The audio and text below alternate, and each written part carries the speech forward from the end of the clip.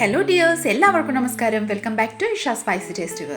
ഇന്ന് നമ്മൾ വളരെ വ്യത്യസ്തമായിട്ട് രീതിയിൽ മസാലകളൊക്കെ അരച്ച് നന്നായിട്ട് പുരട്ടി പിടിപ്പിച്ച് നല്ലൊരു സൂപ്പർ ടേസ്റ്റി ആയിട്ടുള്ളൊരു മീൻ ഫ്രൈ തയ്യാറാക്കാം കേട്ടോ.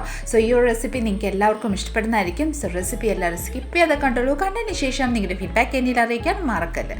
കൂടാതെ ഇതുവരെ ആരെങ്കിലും സബ്സ്ക്രൈബ് ചെയ്യാത്തവരുണ്ടെങ്കിൽ ഒന്ന് സബ്സ്ക്രൈബ് ചെയ്ത് നമ്മളെ ഒന്ന് സപ്പോർട്ട് ചെയ്തേക്കോ.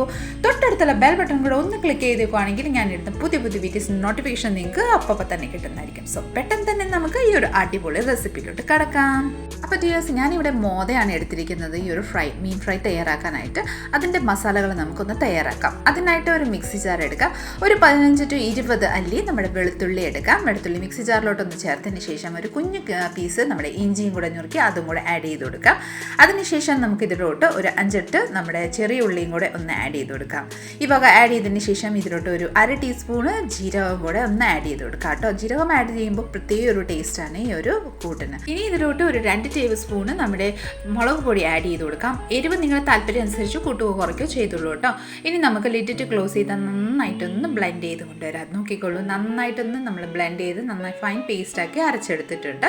ഇനി നമുക്ക് ഇത് ആ ഒരു മീനിലോട്ട് നമുക്ക് നന്നായിട്ടൊന്ന് പുരട്ടി കൊടുക്കാം. ഇനി നമുക്ക് ഇതിലോട്ട് ആ മസാലകളെല്ലാം നന്നായിട്ട് മിക്സി ജാറിൽ നിന്ന് എടുത്ത് നന്നായിട്ടൊന്ന് ചേർത്തതിന് ശേഷം ഇതിലോട്ട് ആവശ്യമനുസരിച്ച് ഉപ്പും കൂടെ ആഡ് ചെയ്ത് കൊടുക്കാം. ഉപ്പ് ആഡ് ചെയ്തതിന് ശേഷം നമുക്ക് ഇതിലോട്ട് ഒരു ചെറിയ പീസ് നാരങ്ങ ഒന്ന് കട്ട് ചെയ്ത് അതും കൂടെ അതിൻ്റെ നീരൊന്ന് ഒഴിച്ചു കൊടുക്കാം കേട്ടോ. ഒരു പ്രത്യേക ഒരു ടേസ്റ്റാണ് നമ്മുടെ ഈ ഒരു നാരങ്ങ നീര് പിഴിഞ്ഞു കൊടുത്തതിന് ശേഷം നമ്മൾ ഈ ഒരു മീൻ തയ്യാറാക്കുമ്പോൾ, ഈ ഒരു മീൻ മാത്രമല്ല ഏത് മീൻ നമ്മൾ തയ്യാറാക്കുമ്പോൾ ഈ രീതിയിലൊന്ന് ചെയ്ത് നോക്കും, നിങ്ങൾക്ക് എല്ലാവർക്കും ഇഷ്ടപ്പെടുന്നതായിരിക്കും. സോ നന്നായിട്ടൊന്ന് ആ മസാലകളിലോട്ട് നന്നായിട്ടൊന്ന് കോട്ട് ചെയ്തെടുക്കാം. മസാലകളെല്ലാം പുരട്ടി നന്നായിട്ട് റെഡി ആയിട്ടുണ്ട്. ഇനി നമുക്ക് ഒരു 20 മിനിറ്റ് ഇത് റെസ്റ്റിന് വെക്കാം. ഒരു 20 മിനിറ്റിന് ശേഷം നോക്കിക്കോളൂ, നമ്മുടെ മസാലകളെല്ലാം നന്നായിട്ട് മീനിലോട്ട് യോജിച്ച് വന്നിട്ടുണ്ട്. ഇനി നമുക്ക് ഫ്രൈ ചെയ്യാം. അതിനായിട്ട് ഞാൻ സ്ഥിരം യൂസ് ചെയ്യുന്ന ഫ്രൈയിങ് പാനാണ് കേട്ടോ. വീട്ടിലധികം മീനും ഇറച്ചിയൊന്നും യൂസ് ചെയ്യാറില്ല. അപ്പോൾ സാധാരണ ആ മീനും ഇറച്ചി തയ്യാറാക്കാൻ ഞാനൊരു പാത്രങ്ങളൊക്കെ സെപ്പറേറ്റ് ആക്കി വെച്ചിട്ടുണ്ട്. അപ്പോൾ ആ കടായിലോട്ട് ഞാനിവിടെ കുറച്ച്, കടായിലല്ല നമ്മുടെ പാനിലോട്ട് ഒരു 5 to 6 ടേബിൾ സ്പൂണ് നമ്മുടെ വെളിച്ചെണ്ണയാണ് ഞാൻ ചേർത്തിരിക്കുന്നത്. വെളിച്ചെണ്ണ നന്നായിട്ടൊന്ന് ചൂടായതിന് ശേഷം നമ്മുടെ മീൻ കഷ്ണങ്ങൾ, നമ്മൾ മസാലകളെല്ലാം പുരട്ടി വെച്ചിരിക്കുന്ന ആ ഒരു മീൻ കഷ്ണങ്ങൾ നമ്മൾ ഈ ഒരു ഓയിലോട്ട് ഇതുപോലെ ഒന്ന് ചേർത്ത് കൊടുക്കാം.